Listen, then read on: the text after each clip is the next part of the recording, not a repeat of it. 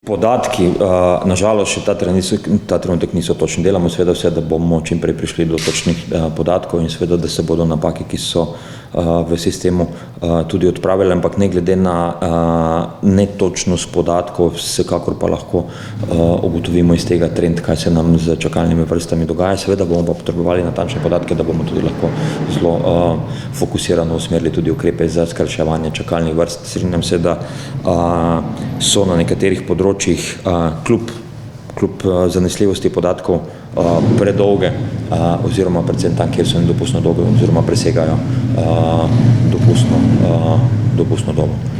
Ali že veste, kje so tiste največje? Nekako smo identificirali 5 področij, kjer so